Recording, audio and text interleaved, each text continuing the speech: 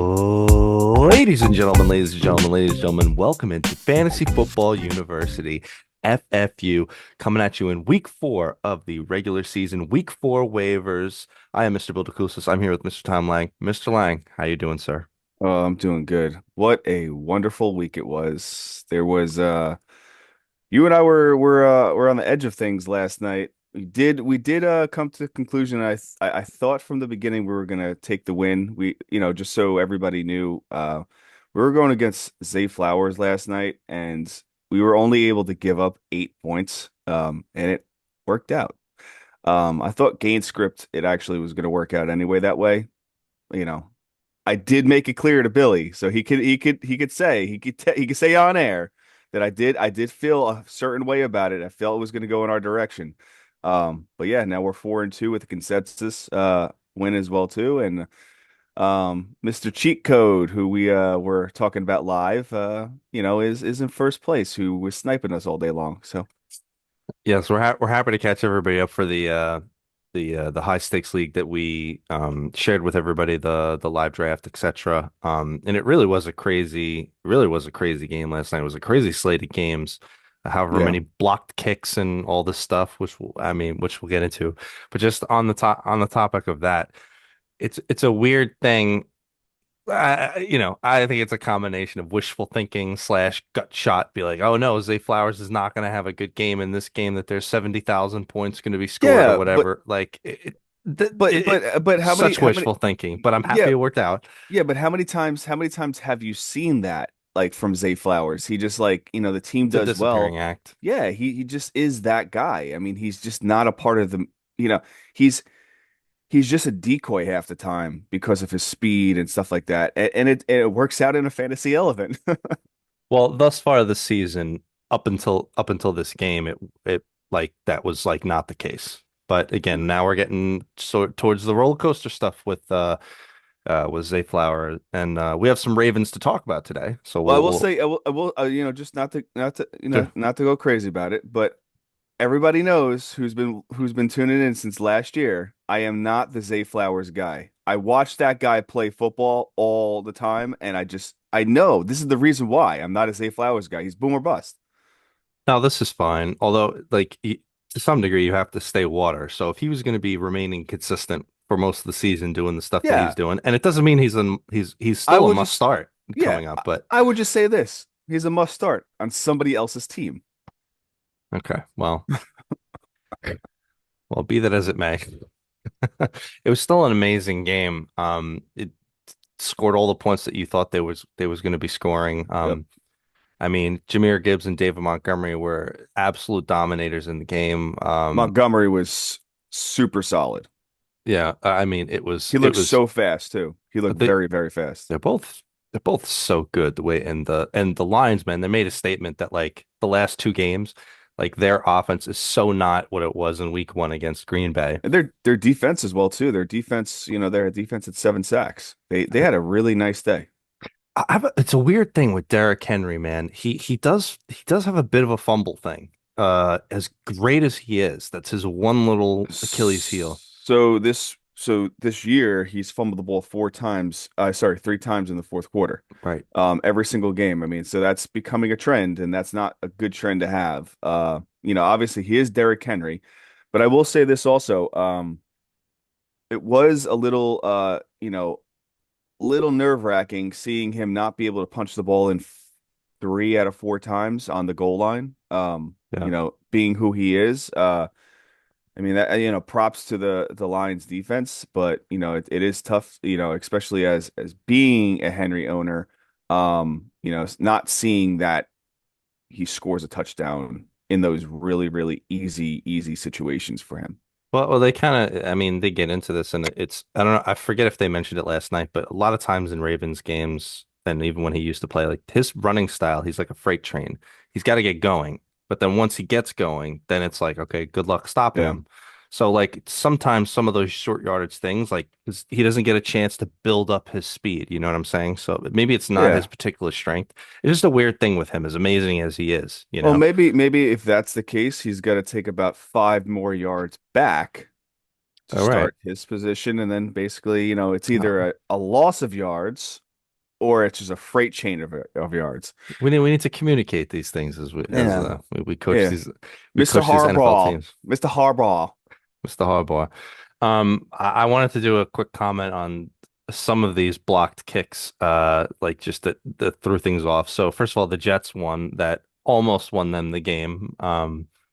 Do you know, like the entire time that I'm watching that guy run the ball back, I'm like, go down at the one, go down at the one, go down at the one. I had no faith they'd be able to stop Baker on the way back, and they didn't. They gave up the Yeah. field goal and they lost the game. And the It pack, it was nice because I do have Baker and he added more points to the board. It was very, yeah, very nice for me. a couple like maybe 4 or 5 more, whatever, Yeah, however many yards or it's what whatever. you need sometimes. The Packers and the Browns, Yep.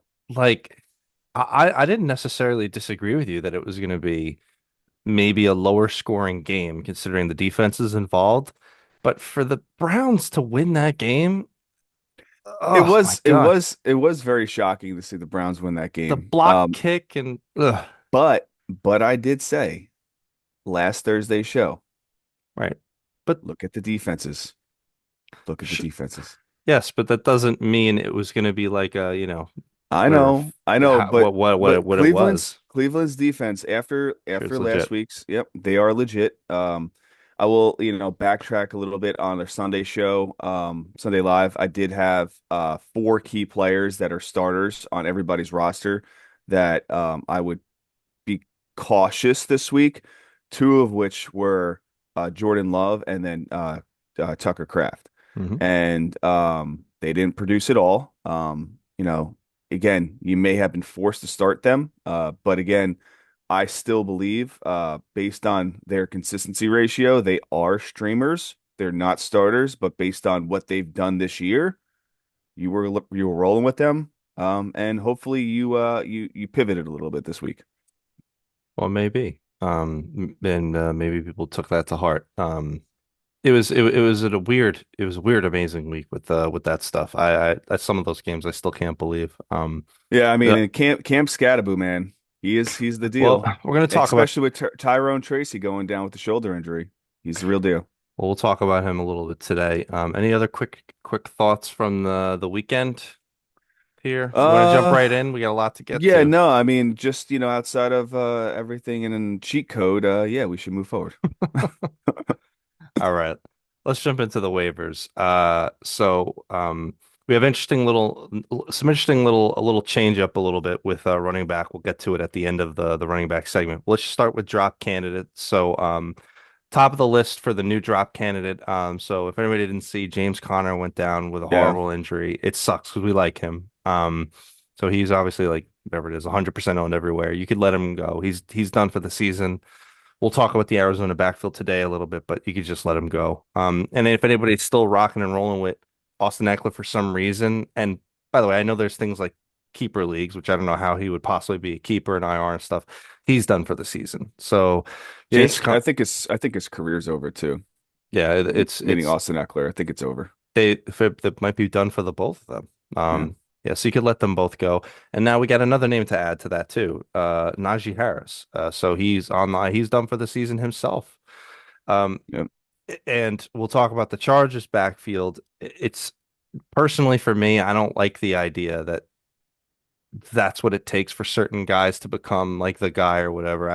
It's a weird way of happening, but it's sad. It is what it is. So we'll give you the fantasy analysis of it. So those three guys, IR done for the season. And then I also you know, I wanted to do another, let's say, sit rep on the drop candidates for the Cleveland Browns running back situation. So obviously, we'll talk about Judkins a little more today because he's amazing. He really was in the game. Um, so what do you do with the Cleveland Browns backfield? Are any of those other guys worth rostering? Dylan Sampson or Jerome Ford? Yeah, but again, it's just like kind of like the backfield in Washington, but to a lesser degree. I agree. because you know that Christian Judkins is the guy back there. I mean, again, we also did indicate um, Judkins is not really the best start last week. He did pan out to do well, but you I was should have very traded. cautious. Yeah, but you should have traded for him last week, right? This week his values skyrocketed. Yeah, there's no more buy low, everybody. No more buy low on No him. buy lows on I'll on remember you this in know. one of our league of records. Yeah. That'll be fun. That'll be a Well, fun pick for roulette. the good thing is I have him. Oh, you have him in that league. I do have him Yeah. in the league of Yeah, but I record. have him in Yes. like 40% of other leagues. It's cool. Well, I agree with what you're saying. It's interesting. I went and I looked at the snap counts for this. So Jerome Ford was the clear backup for Judkins. Now I don't know if I consider that even a handcuff situation. I don't. Like I think it's just like Judkins, then the other two I you just let. I don't know how to handle that I really. think yeah, maybe you do lean Jerome Ford because he is a good number two on an offense. He's not a solid, solidified number one. He never was. He was productive sometimes last year when Chubb went down and the year prior. Um, but he is more so a RB2 caliber. And being behind a player that actually can take a 60%, 70% load, his passing downs and his, rushing yards could really be, he could prosper from with the less of activity. You might be right. Although I still think Samson was talented, so I don't. No, Samson is talented. He's a rookie though. I think, they saw what they got with Dylan Sampson. I think, how this offense is going to roll is they're just trying to figure it out.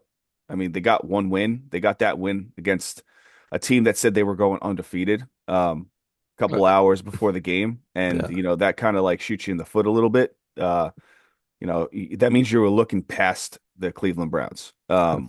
Yeah, and honestly, So and watching the game, I don't think the Packers deserve to win that game. It's no, just like there was no execution for nothing, and the no, Packers were a better team. They just got beat, and then forget that block kick. Like it was like to your point, it was like the gods coming in and being like, "Sorry, you don't get this because you don't deserve it," type of thing. It felt yeah. like that. Like it was weird. So in terms of if you want to roster them, I would say if first of all, lots of guys we're about to talk about, drop them to pick them up. But I guess if you absolutely need a roster spot, although like Tommy just mentioned, like I guess it would be Ford. So you judge it what you I think think the I think backfield would be. Ford is still a relevant player to have on your roster, based on what you saw last week. And last week was a clear-cut direction of where they're going to go, I feel, because they did go against a team that is a Super Bowl contender, and they made an effort to win at home. We got some two bad matchups coming up though. They're at Detroit and home against Minnesota. Well, they The had a great. bad matchup last week. I know. It's a weird thing. It's a weird thing. You guys, I don't think you really look matchups with something like that. no, I only bring it up to be like this is one that I legitimately don't know how to handle like that situation. So I might try to keep them, but Just maybe to, if I got to drop them. yeah, I mean, if you can't really handle it, just avoid it. Yeah. All right. So let's get into some probably owned names. We got some great names here. So like Tommy mentioned, the aforementioned Cam Scatterboo. He's basically the guy now with Tyrone going down. Tyrone will be back and Tyrone Yeah. will be involved. He's not gonna not, but Cam just looked great, hard-nosed guy. He's doing all the coach stuff where he's making these passing situation blocks that Yep. look amazing. And he was explosive. He got the big touchdown.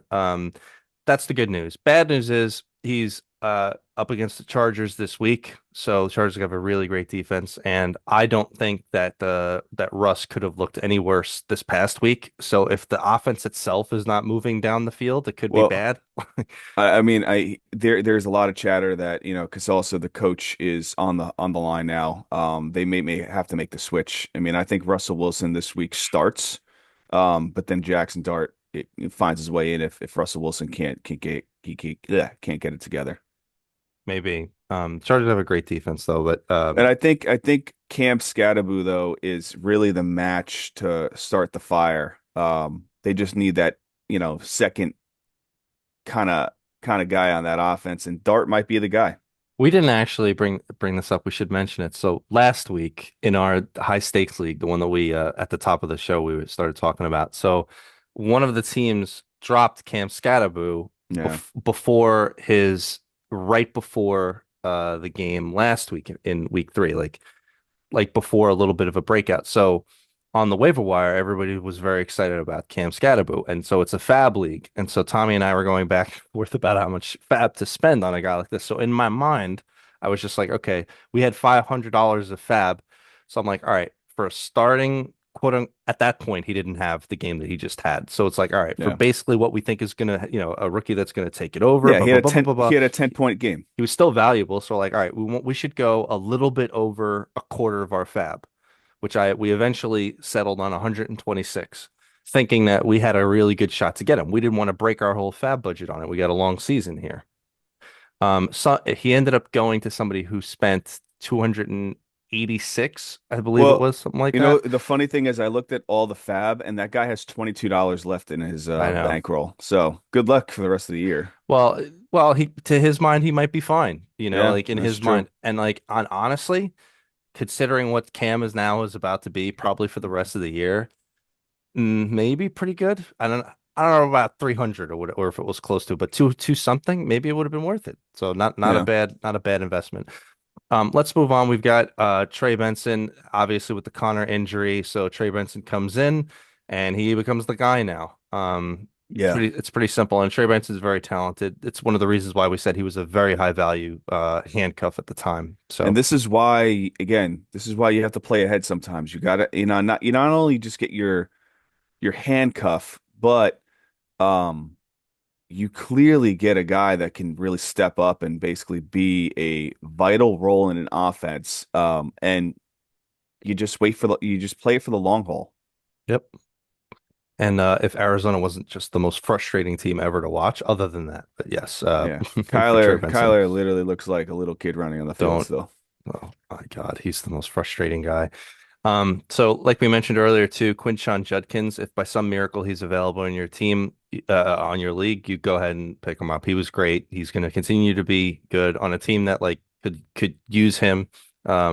Yeah, he's going to be good. So roll with Yeah, Quinshon. I think in all competitive leagues he's there. I mean, I think in 10-man leagues, which I don't think a lot of us are in, but I think in 10-man leagues he's available on the waiver wire. But in 12 plus team leagues, he's definitely gone. Last name and probably if Baishal Tutin is still available in your leagues, you just go ahead and like pick him right up. So Yeah. obviously he's got handcuff potential, but he's also extremely standalone relevant. He had a great game along with ETN. It seems like Liam Cohen is attempting to mess around with a dual running back strategy. They both got lots of snaps, Yeah. and he's super talented himself. He was a highly touted rookie. He's got to be Yeah. rostered everywhere. I mean, like you said, Liam Cohen is doing that kind of strategy. He did that last year with Bucky Irving. It was Rashir White, hmm and then basically a transition to Bucky Irving, and it was a split carry situation with a little bit more carries on Bucky's side because of the production. But yeah, I think that's going to be a consistent thing. And all the good thing about that though too is that ETN stays healthy, right? So Right. But it doesn't change. Obviously, if ETN doesn't stay healthy, I've based, Tootin becomes amazing. But like, even if it's a dual-headed thing, still lots of value there to be yeah, had in it's Jacksonville. it's great value. All right, let's go to the general options here.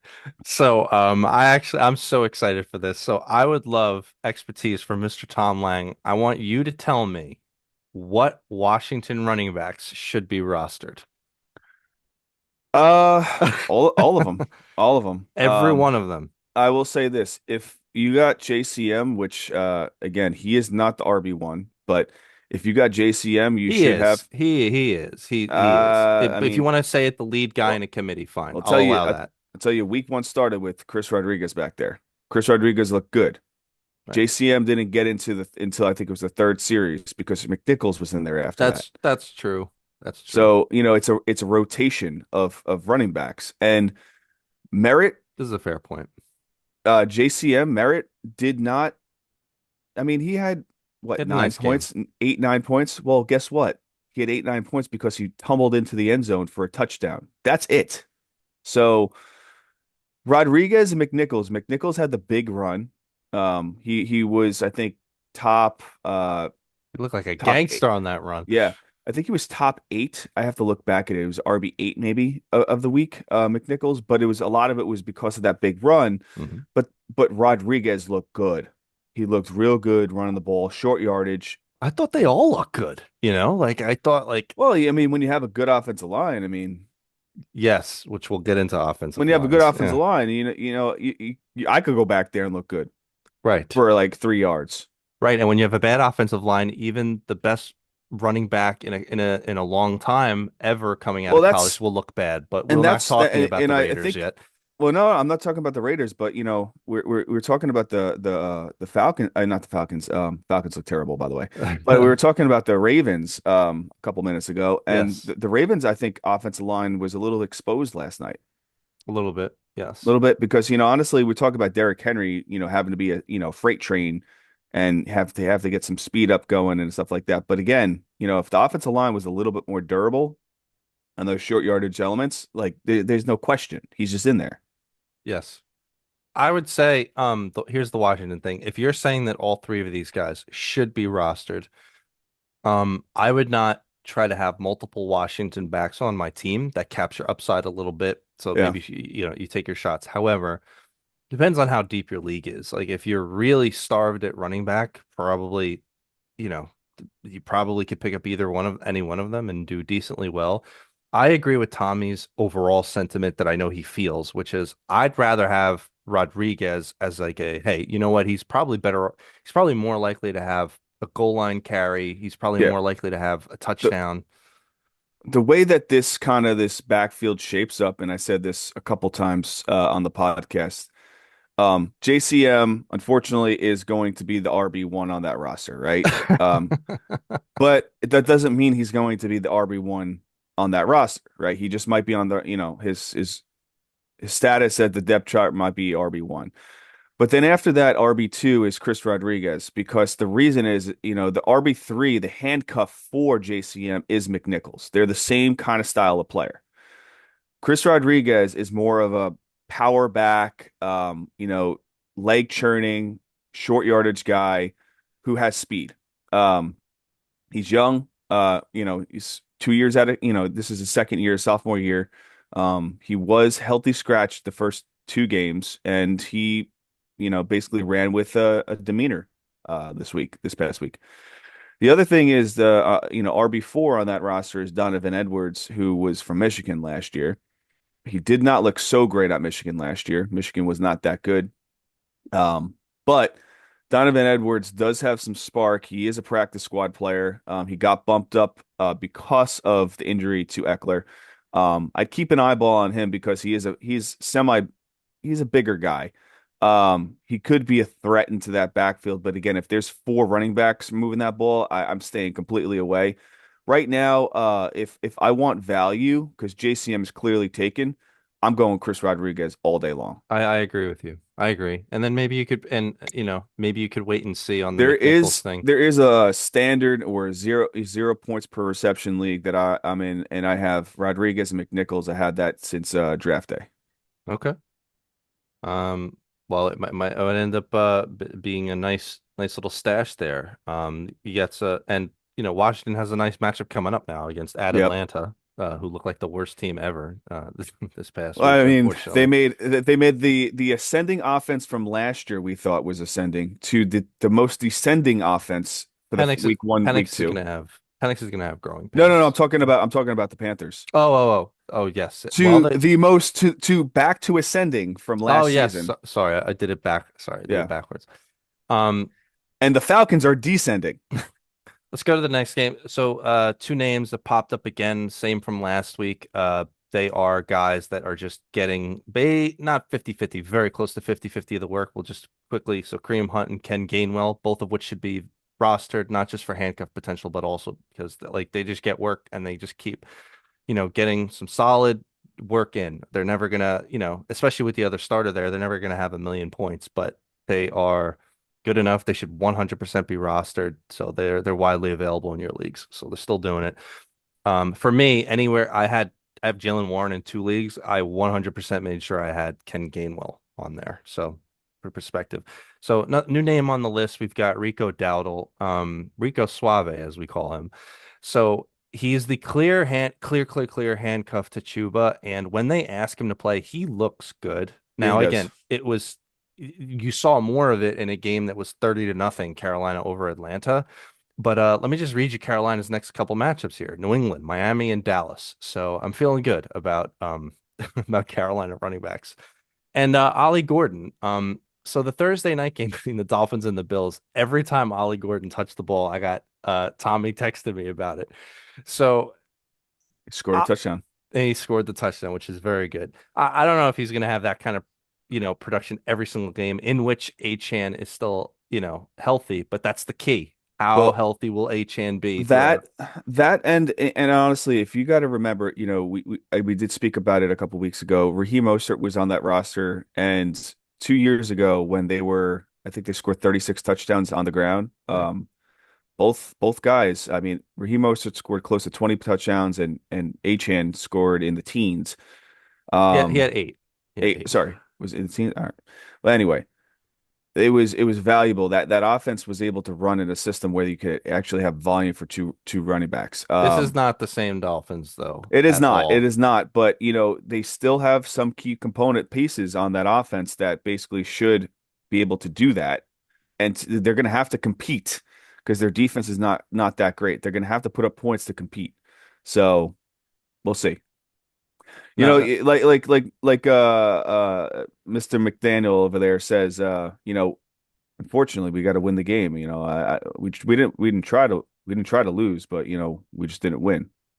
I think he gets fired before Dayball personally, but I think we'll so too. see. He's lost complete control of that team. But I don't know how anybody respected him to begin with. To me, he's like, I don't know how anybody could follow that. Like, I got it. He knows his X's and O's, but he needs to just be a coordinator, man. Like, it's just, he's not his little quippiness, man. It's just Well, yeah, it not was like with endearing anymore. Salah. Salah, I mean, had a really good connection on the Jets. And, it's a shame because I thought he was a really good coach. Yeah, but that's not the But he's same thing. no, it's Salah, you not. don't think has, But Salah, mental acuity or well, something like, Salah would basically grab somebody in the neck and throw him against the wall and turn him upside down and right. do crazy things with him. But he is a better he's a better defensive coordinator, and I agree with you. I will say if he does get fired, the 49ers might take him back.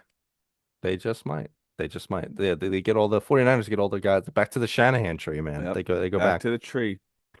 Um, so let's quickly move on. We made a little decision about the way that running backs are and the way that the season goes. We wanted to make a point to start sit repping the different situations across the league, especially the more questionable situations, and identifying where you should own a handcuff, where you shouldn't, how many guys you should own in the backfield. So let's just get some quick rules for everybody to follow.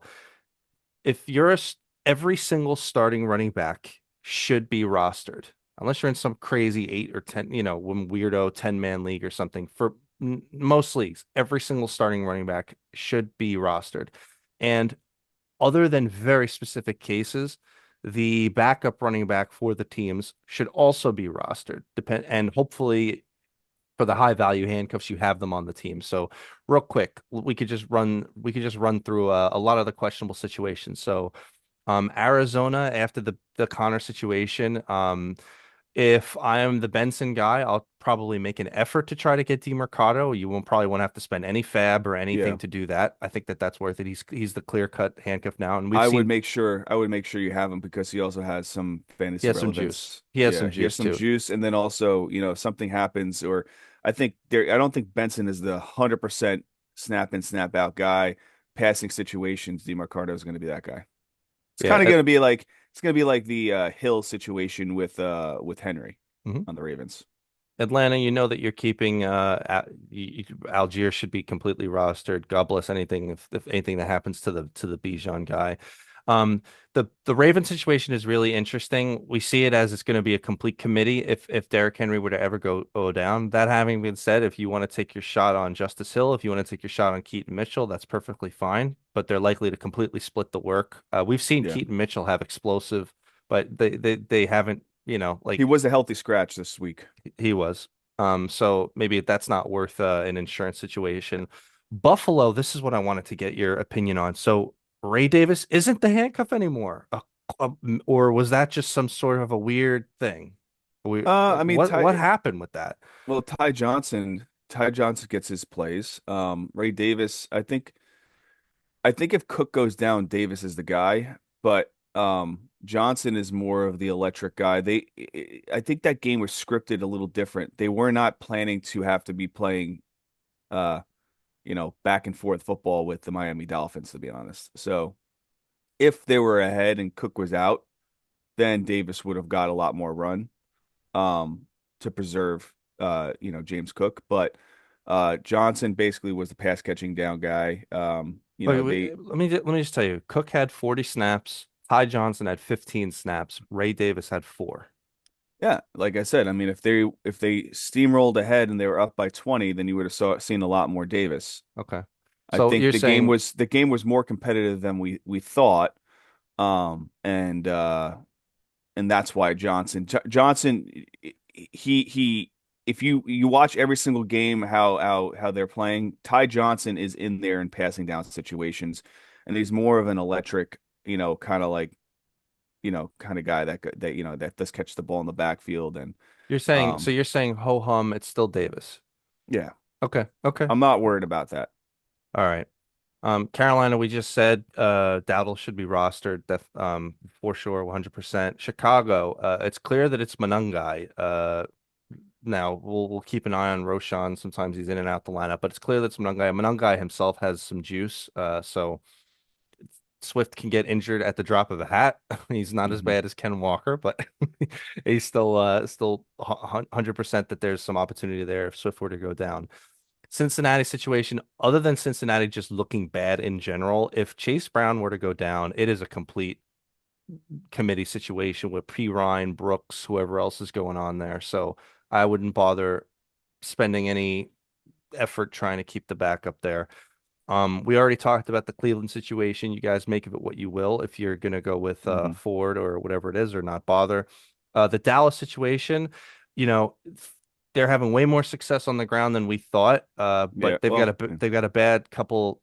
Like now with the CD Lamb thing, and they're going to be playing Green Bay. It might be difficult. That having been said, obviously you've obviously got Javonte. Miles Sanders is valuable. When he's on the field, he's looking okay. And if Javonte were to go down, he's going to be the guy. It is what it is. I don't want to hear a word about Blue right now. Not until something like that No, changes. I'm not a Sanders guy. Neither am I, but I can't deny what I'm seeing in terms of usage and stuff. Yeah. Denver, obviously, everybody should be playing Dobbins. Like, I feel like you and I were so right about these rookie running back calls. About like it's the guy who's there before, and these other rookies are just not going to be take over until farther in the year. Well, yeah, I mean, coaches are going to feel more comfortable with a consistency ratio that they've been doing in the NFL for a period of time, and then once the, rookie steps up and earns their spot, then that's when it runs. It's a Dobbins, so Harvey's the cuff there. Detroit, obviously, you're rostering both of the guys. Green Bay, Jacobs is the guy. Wilson right now is the cuff. This whole business with Marshawn Lloyd, whenever he gets back, I mean, it's a weird thing. So Wilson's the guy, and I think Wilson looks good when he gets the ball. So. Yeah. And somebody should be. Houston, obviously Nick Chubb is being rostered and rocking and rolling with there. But Houston, first of all, Houston looks awful. First of all, and second of all, we don't know how this thing is going This to work out when Mixon comes back. this is why I feel Mixon will be plugged back in. He's going to be coming back probably, I'd say the latest week 8, 9. Maybe. They need him. They need him. I would say until Mixon comes back, I think it's worth rostering Woody Marks as a cuff. He did get a lot more usage this past game. And if it makes you feel better, Houston's playing Tennessee this week. So maybe Mhm. they'll have a better game against stuff. We'll Well, keep an eye Houston on. has the bye. What is it, week 6? Yes. So yeah, I mean, there could be a good opportunity that he comes back, week 7. Indianapolis, Taylor, who's looking like the best back in football. He is the best back in football. Giddens is his cuff. It's pretty clear. So you got to get a hold of Giddens. Anybody who's a Taylor owner. Jacksonville, we talked about. Etienne and Tootin both got to own them. KC, it's not pretty, but Pacheco and Hunter both startable assets. You could definitely you definitely got to have them both. Las Vegas, um, So I don't know how it's not a committee if it doesn't go down. If John T goes down, White, Lauby, Mostert. I mean, how is it not like the most unattractive thing you've ever seen? So I mean, I don't know if I there's not a chance that I have any of those other guys on my team. Yeah, And to your point, the white experience never really worked. no, it doesn't. And by the way, to your point, like we were just talking about offensive lines, like their O line's awful. John T's getting hit. It's not John T. Now, pass blocking it is, but he's getting hit 5 yards behind the line of scrimmage every time he gets a handoff. How can he do well with that? So I don't know. It's yeah. Don't you don't need to Yeah, roster anybody there. he got 2.8 yards per carry last past week, I think it was. So the Chargers, obviously you have Hampton. So here's my question to you: who's the handcuff to own? I think it's Haskins. Um, who's the handcuff to own in Los Angeles? Uh, I I don't think know. it's Haskins. He's the one that's been there and wasn't in and out, different stuff. He was getting some work, I etc. mean, Kami Vidal, showed a Back little to flash back to last year. Vidal Sassoon now. Yeah, but I think I would go with Haskins. Yeah, yeah, but I do think that maybe they go back to the free agent well and take back a guy as maybe. in Gus Edwards who was on the team last year, and Yes, that's a good point. I think he may find his way back to that roster. Same coaching system, so there could be a good opportunity for that. Again, he wasn't as productive as he was the year prior, but he did have some productivity on that roster. But again, Omarion Hampton is a guy. Right now, if you got to pick somebody, I think it's Vidal. Um, Ugh. but it's not you're not really, happy about saying that. Uh, LA Rams, obviously, you need to have a Corum as the cuff for And he Kyron. looks good. Corin My looks good running the ball. Miami, we already highlighted him today. You need to have Gordon. Gordon needs to be rostered. Hmm. He looked too good. The potential there is too good. Minnesota, first of all, they're both basically co-starters. Jones will come back. He'll still be relevant. Mason looked Well, great. Jones will come. Jones has three more weeks on IR. So Right. Mason and Akers, Akers could he's be a decent, yeah, yeah, he was on insurance. that roster 3 times last year. So New England. So it's not pretty, but Stevenson is the starter. Henderson is technically speaking, however you want to call that, but it's Steve's going to be very involved for most of the year. So both guys should be rostered to the dismay of every Henderson owner. Uh, New Orleans. Obviously, you got Kamara. Kendre Miller should be rostered. He's the cuff there. The Jets. You got Breece Hall. Braylon Allen should be rostered as the cuff. Philadelphia. We talked about this a little bit last week. I'm not really sure how to make of this in terms of how you ensure Saquon. The way that I well, think about it is sorry, can we just backtrack real quick? oh, sure, sure. So Henderson actually was Stevenson was outsnapped by Henderson by 10% last week. Yes, not And crazy, not crazily, but he did have more touches. which was different than week two, where Stevenson Yes. did looked a lot better. So I don't know. It might just be a lot of that back and Mhm. forth throughout the year. Philadelphia, yeah, I know you probably still agree with me where it's like I don't know how we ensure Saquon Barkley. Maybe until Shipley gets back to his full form and we see it in a game. I don't know. Maybe just stay away from the AJ Dillon Tank Bigsby situation. I don't know. I don't even know how you deal with that. So people better hope that Saquon doesn't get injured. Put it that way. All right, Yeah. Pittsburgh, we talked about it. Warren and Gainwell should both be rostered. San Francisco, Robinson needs to be rostered. This is getting very, very dangerous with McCaffrey being this healthy for this long. So please don't end up in the injured category with him. Seattle, Ken Walker is looking great and not And being glass. injured and a little bit less glass. We'll have to change into plexiglass if he keeps this up. But Charbonnet 100% should be rostered. Charbonnet should be back this week Yeah. from his little stint on the injury thing. Tampa Bay. He was on Uh, sabbatical.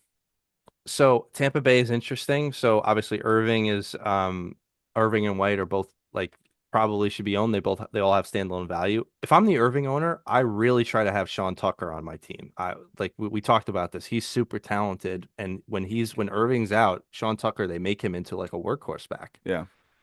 Um, Tennessee Pollard is the guy, but Spears will be coming back. And Spears is one of your favorite guys. So I mean, there's no reason why like they don't turn that into some sort of a 50-50 Well, they thing. need that. They need him too because he has a little bit more juice and electricity in the passing game.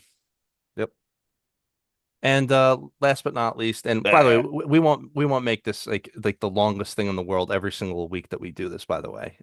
It's just like we wanted to kind of get through this. We'll kind of sit rep this every single week as we do this. And yeah, last team on here, Washington, who we already talked about. Yeah, So um take we it for already what you will. covered you guys. Yeah, we wanted to get through that because running backs, the way that they are very, very valuable. So let's jump into wide receivers. All right. Drop candidates here. Jaden Reed somehow is over 50% owned in both major leagues. He's gone for 8 weeks. He's not going to be relevant for your fantasy football season. He might be back for the, like the playoffs having nothing to do with your season. So let it go. You got to get to the playoffs. Cedric Tillman, you could go ahead and drop him. He's 40-50% in leagues. You don't need the second wide receiver on a bad offense. It's not going to work. You don't need it anymore. And just to give you an idea, Detroit, Minnesota, Pittsburgh the next 3 weeks for Cleveland. Xavier Legette, no issue. People still have him on your team. Let him go. He's bad and he's injured. I don't know what else you need. Just let him go. The raccoon guy. It's time to make moves. All right. The next two are painful to me, and you tell me if you disagree. So Marvin Mims, remember what we said about the Denver wide receiver situation. Until a trend emerges, we're not going to react crazily. I'm seeing a trend now. This is the second week in a row he was doubled in snaps by both Sutton and Franklin. He saved his week the other week with a touchdown. He did not with this week. I think it's clear they're rolling with Sutton and Troy Franklin. Am I Mhm. wrong? Or should people No, just you're. I'm right He's got to about go. this? He's All got to right, so go. all right. So you could drop Marvin Mims. And Jaden Higgins, who I was so high on in the offseason, but I mean Houston's offensive line is so bad that it's just they don't have any time to do anything. He's on an awful he's only has 5 targets on the year. And Christian Kirk came back and Christian Kirk looked good. So I think that's it for Jaden Higgins then. People could just let him go. He's got to go. Okay. All right. Probably owned wide receivers. We've only got two names here, and probably for good reason. So, in case you didn't know, we got some wide receivers coming back. We got Jordan Addison, about 70-80% owned in leagues. He's back from his suspension now. And boy, they could use him, considering TJ Hawkinson has not been living up to the expectations of the short area targets. Yeah, he And did score a touchdown last week. he did, but he doesn't look good. No, And we got he Chris looks God. like a better version of Travis Kelce, and that's really hard to do. Oh, that bad, huh? And then we got Chris Godwin. They think he's going to play this week. If he doesn't, he'll 100% be back on week 5. And if you know how we feel about Chris Godwin, so if I he's a, think I think if he plays this week, he's more of a decoy because Mike Evans probably is going to be out by the looks of it. that's what I was going to mention. Yeah, Yeah, like the Mike Evans thing is it adds. Mike and Evans then might end up on IR. yeah, and the other thing with on a different roster, CD Lamb is unlikely to play week 4. He has a high ankle sprain. That's right. He's not. I don't think they're putting him on IR, but they're evaluating with him within the next 10 to 14 days. So he potentially could be out 2 weeks. Well, if that's the case, it makes me feel even better about Godwin. And if he's available, you can go ahead and make your move. Let's go to general options. So top on this list, the number one wide receiver from this past week, somebody that everybody had on all their teams, Trey Tucker from the, from the Las Vegas Raiders. Yeah. 8 for 9, 145 yards and 3 touchdowns. You can't ignore it, but man, Tommy, this screams to me like a bit of a fluky thing. Am I wrong, or should people make the effort to get him? Uh, so I don't think it's fluky. It's back-to-back weeks. He has 17 targets, 11 That's true. receptions, 157 yards, and 3 touchdowns. 2 rushing attempts, 11 yards. He's 4% owned, like we just said, or less than that. And I think that he needs to be rostered. Week 1 wasn't like that, but trends happen, and back-to-back weeks are things. And he looks like what whatchamacallit, the law firm should have been of Jacoby and Jacoby Myers. Myers. right, Yeah. who's still involved. He is, but I think Trey Tucker is kind of feeding into what Brock Bowers was seeing last year. And their next coming matchups are pretty decent too. Chicago, Indianapolis, Tennessee. Hmm. Well, did Though Chicago did look fairly decent better. last week. Right, defensively they don't scare me. So, yeah. I mean, and maybe hey, if you believe in that, take a shot. Yeah, I You think know, he's a nice target to. I think he might be turning into what we thought Dante Thornton could have been, more Now, explosive kind of now thing. let's just say this though. You don't spend a lot of fab on him. Let somebody else spend a lot of fab on him because he is not the clear cut number one on an offense. It could pan out for another week or two kind of thing, and then it kind of dissipates and slows down a little bit because they want to get other people involved. Mhm. Let's talk about Tony Horton. So he's got two straight games with a touchdown. So I don't know if this is going to turn into a Nick Well, that Westbrook was or Keenan thing. garbage. That was garbage time stuff. Yes, that's true, but it doesn't. In all honesty, I think he's turning into the number two guy there. It seems like Cooper Kupp is not up to his old, standards or whatever.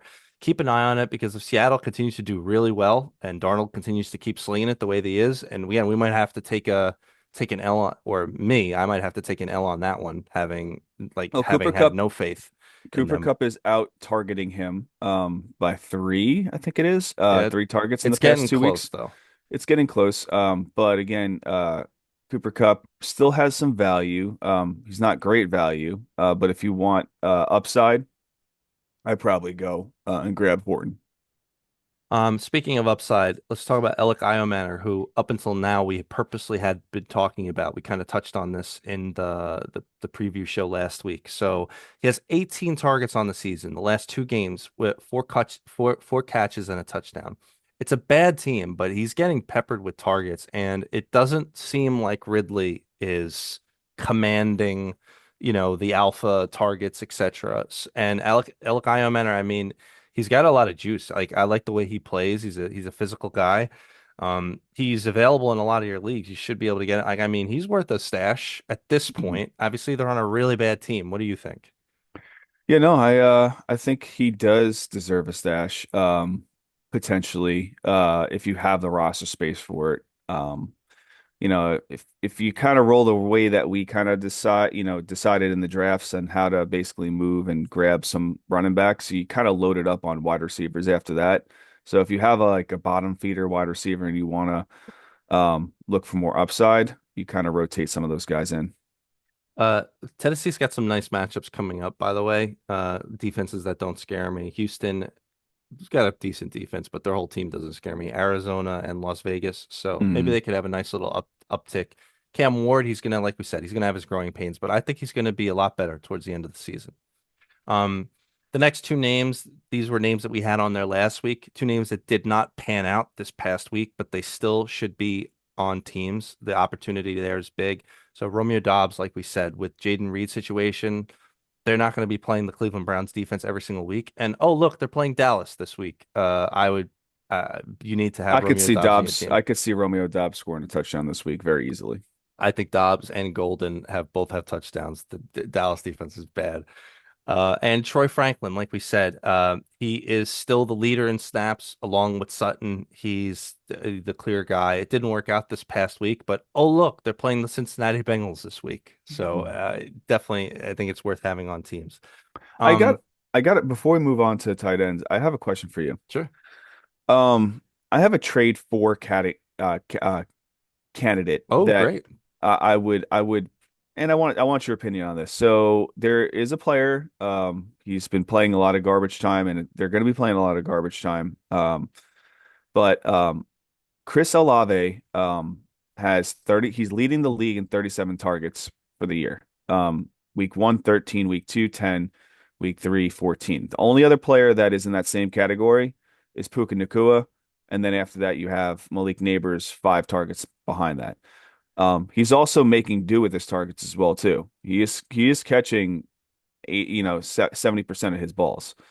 Now the yards are not there for what should be there because they're kind of like little dink and dunks. And he's basically in the past 2 weeks he's only getting 6.9 yards per reception. But one of those can break loose and create a nice slant play that he just basically gets up the field for 80 yards. Do you think Chris Olave is a trade for candidate? A lot of people probably are saying he's not really productive right now. He's only getting me 10 points, and you could get him for a value. What's your Probably, thought? probably everybody wants to be hands off on the Saints, even Yeah. though they are showing some promise. So you could probably get him real on the low. Yeah.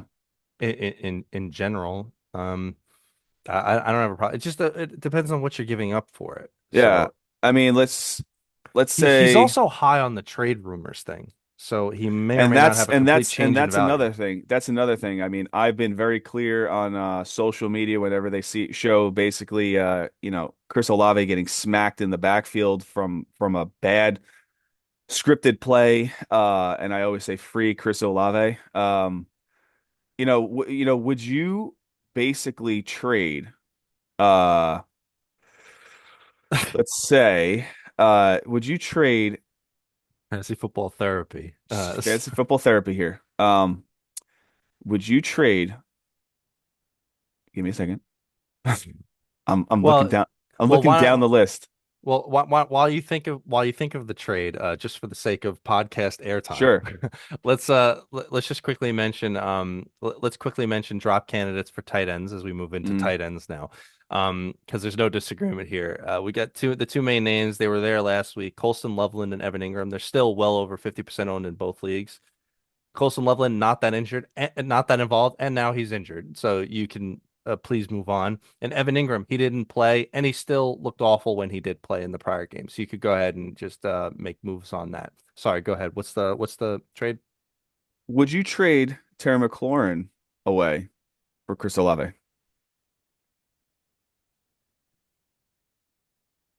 That's an interesting turn of events.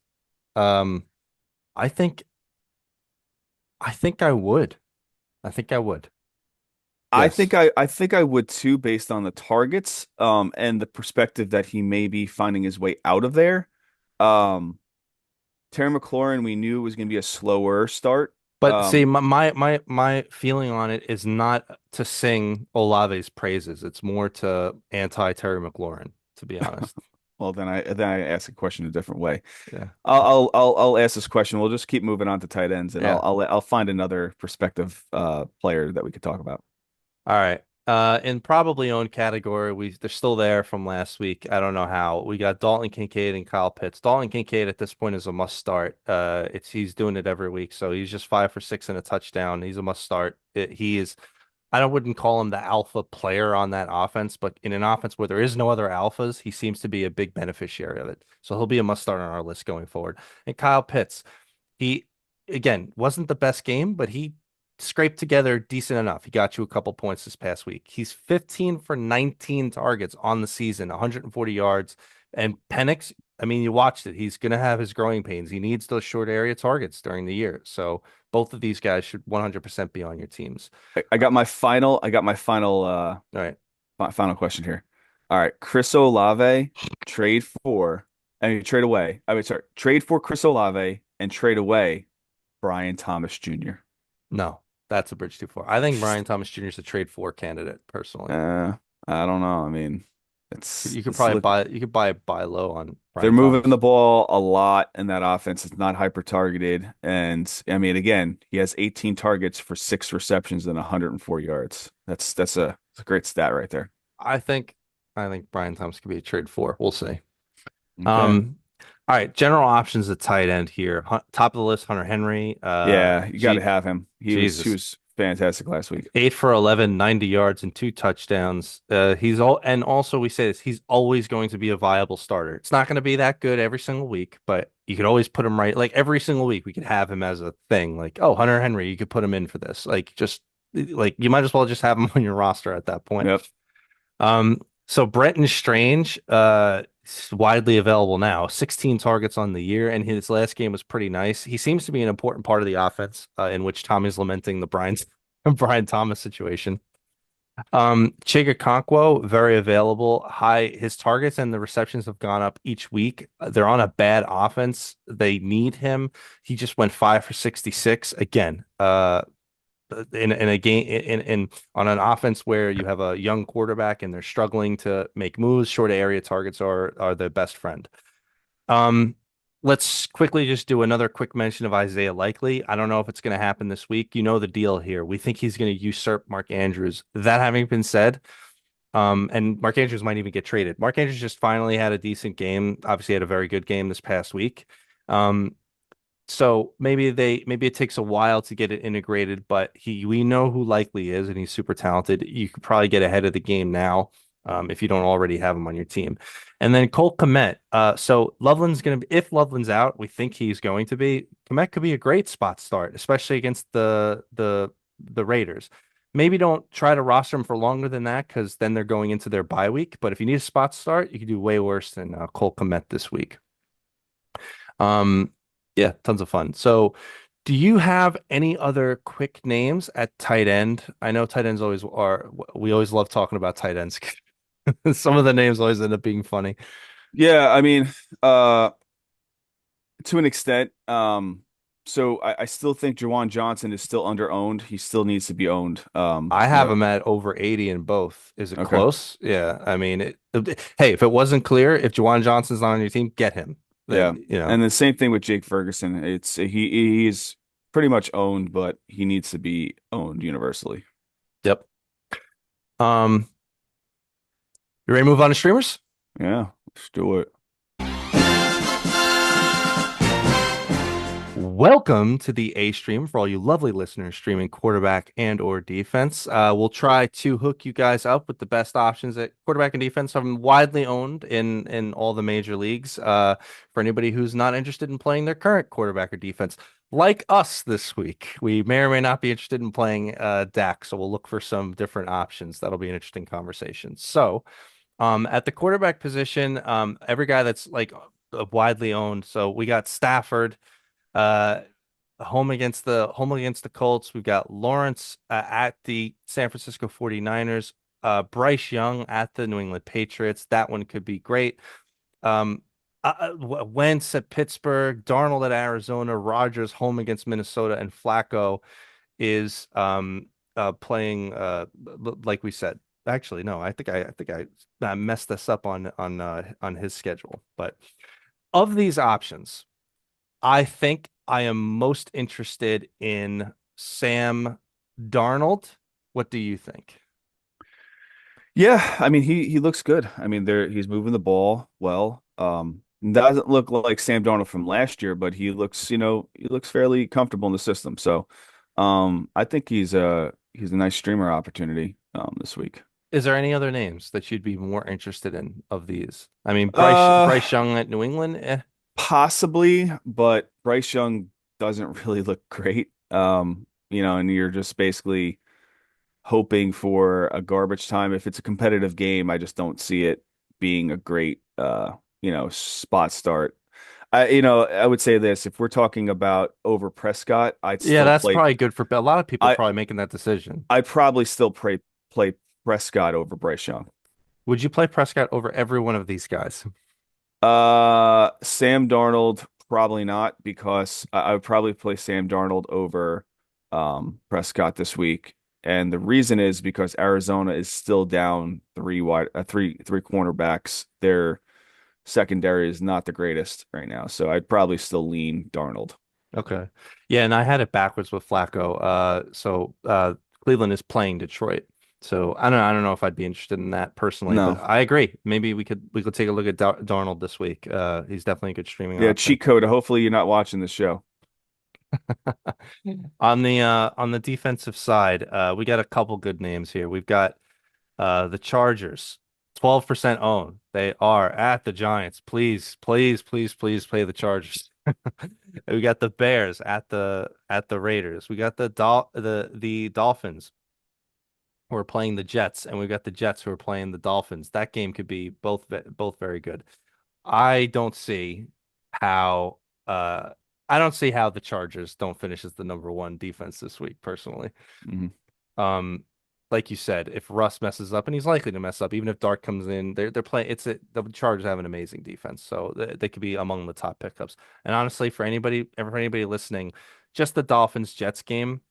If Fields doesn't play, it should be automatic that you play the Dolphins defense. If Fields does play, it's a little bit less, but it's still an option. They have so many issues going on their offense right now, and like we said, for anybody who watched the Dolphins, man, they could get after two in 2 seconds. So Yep. these decent options that are available, widely owned. So there we go. That's our week 4 waivers. We got a big preview show coming up this week. We're so excited for the games, and we're so excited to have you guys with us. Closing thoughts, Mr. Lang?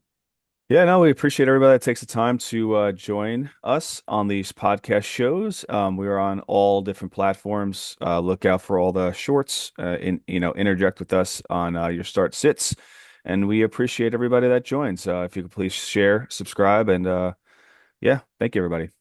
Thank you, everybody.